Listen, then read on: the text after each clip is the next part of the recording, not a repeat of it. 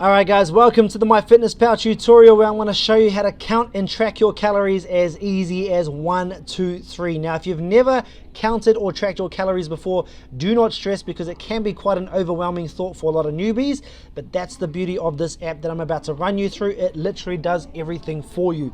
Now, bear in mind, this is level 2 of your nutrition coaching journey. Level 1 is where we give you access to a meal plan, and each of those meals have already had their calories and their macros calculated so that all you got to do is make sure you stay under your daily calorie budget. This is level 2, and the reason why we try and get people to level 2 as quickly as we can is because we want you to have the freedom, the flexibility to be able to take ownership over your nutrition journey. Meal plans are great, but for most people that don't know how to track and all they know is meal plans, they are great on their meal plans, but the minute they go off them, they are literally a lost cause. They have no idea how to eat well and stay on track, okay? So that's why we try and get people off meal plans as quickly as we can, because it's just a very confined and restricted way of living. And in my opinion, that's no way to live. No one wants to be living off a meal plan for the rest of their life, which is why counting your calories using MyFitnessPal is the game changer, okay? So for example, if you're going out for weddings or a birthday, if you're going away for work, if you're going away on a holiday, you can still keep on track just by using this app, okay? That's how awesome it is, but you can't do that if you're following a meal plan. So hopefully you get the confidence after I run you through this tutorial to be able to confidently track your calories and your food so that you can have more freedom, more flexibility, and take more ownership over having a better nutrition journey. So let's get into it. Once you've downloaded the app, you're going to come to the bottom section here, which is the More button. Now I'm using an iPhone, it might be in a different area on an Android, but basically when you click on the More button, you're going to go to the Goals section here. And you can input your data, but really it's not really relevant because the way that we do things here at Sixpack, especially if you are on a coaching program, we track it better than what this can anyway. Mainly what you want to do is hang out in this section here, which is your calories, carbs, proteins, and fat goals.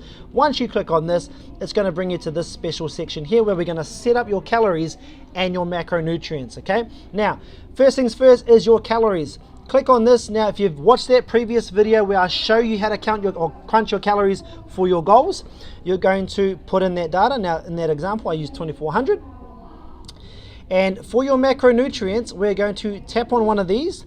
Now because you're using a free version, it's only going to give you the option to use the percentage button, right? If you're using premium, which I do highly advise people use that later down the track, you can actually customize it to a T by going into grams and specifically getting like your macros to the gram. I wouldn't advise it at the start, but later down the track definitely worth it. But your percentage ratios here, we're going to go carbs 35% protein and 30% fats. All right, so if we come down here, you can see 100% there. That is a great starting point for most people, okay?